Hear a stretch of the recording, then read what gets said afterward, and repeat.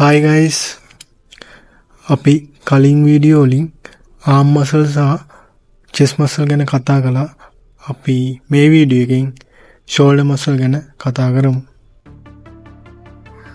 shoulders එහෙම නැත්නම් උරහිස් ඊටමත් වැදගත් වූ කොටසක්.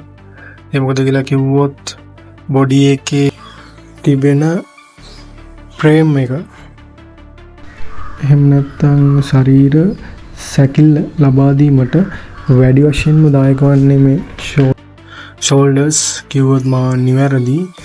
men කෙනෙක්ගේ පැත්තෙන් බැලුවොත් මේ shoulders පල්ලට පිහිටීම ඇත්තටම ප්ලස් පොයින්ට් එකක් විදිහට අපිට සලකන්න පුළුවන්.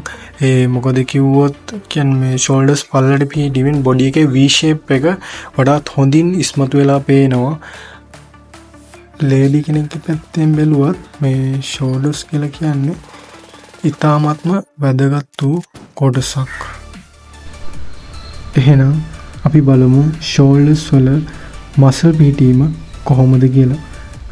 shoulder muscle group එකක් විදිහට පිහිටන්නේ. මේවා ප්‍රධාන කොටස් තුනකට බෙදන්න පුළුවන්. ඒ තමයි rotator cuff muscles, deltoid muscles සහ scapular muscles විදිහට. rotator cuff muscles ප්‍රධාන muscles හතරකට බෙදන්න පුළුවන්. ඒ තමයි supraspinatus, infraspinatus, teres minor සහ subclavius කියන ප්‍රධාන කොටස් හතරට.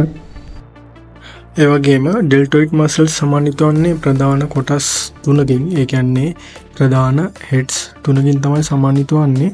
ඒවා තමයි anterior deltoid, ඒකට අපිට front deltoid කියලා කියන්නත් පුළුවන්. සහ middle deltoid, ඒකට අපිට lateral deltoid කියලා කියන්නත් පුළුවන්. ඒ වගේම posterior deltoid කියන මේ ප්‍රධාන කොටස් තුනෙන් තමයි සමන්විත වන්නේ. ඒකට real deltoid කියලාත් අපිට කියන්න පුළුවන්. scapular muscles ප්‍රධාන කොටස් හතරකට බෙදන්න පුළුවන්. ඒ තමයි rhomboids muscles, මේක ප්‍රධාන කොටස් දෙකකින් සමන්විත වන්නේ major සහ minor වශයෙන්. trapezius muscles, ඒ වගේම තුන්වෙනි එක තමයි levator scapulae කියන muscles, අවසන් වශයෙන් serratus anterior කියන muscles. මේ shoulder muscles වල ක්‍රියාකාරීත්වයට දායක වන muscle විදිහට අපිට pectoralis major, latimus dorsi, ඒ වගේම teres major, biceps, triceps කියන muscle හඳුන්වන්න පුළුවන්. See you guys.